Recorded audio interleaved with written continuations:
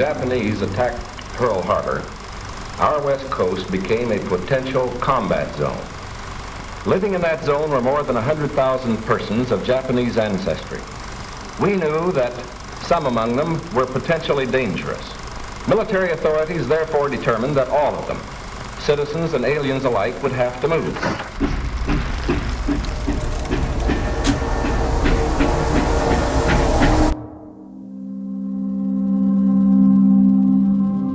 After Pearl Harbor, the famous Executive Order 9066 stated that Japanese were to be evacuated from the West Coast and be placed in concentration camps.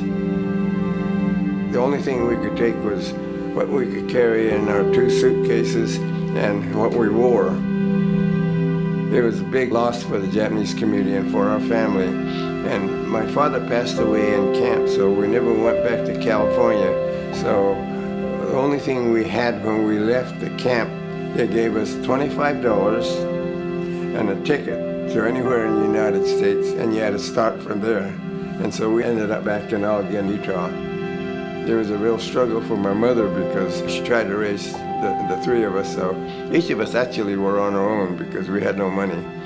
And all I knew was I gotta survive in this place because I was essentially on my own. That drove me into volunteering because it was very difficult for minorities to get any kind of job. Actually joining the military, my dad got a really great boost because of the GI Bill, which allowed him to go and get his higher degree and become a lawyer.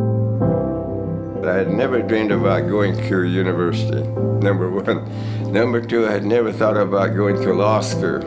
And number 3, I never thought about becoming a judge. All these things came up as a consequence of my education and being exposed to things because of that education. And all of that goes back to University of Utah. He was a pioneer. He was one of the first minority attorneys, and then he was the first minority judge in Utah.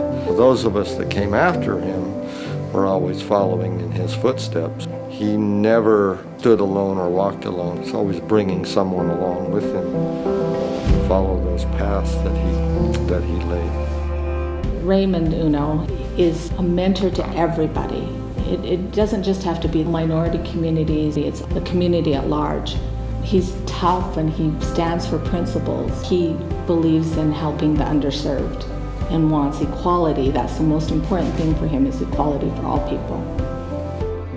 It's a remarkable legacy that he has offered as an example for the rest of us, how to live an honest, decent, fair life and come out happy.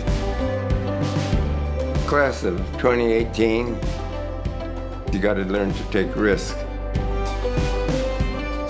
You got to really work hard, and you got to look into your own community and find out what those problems are and help each other solve those problems.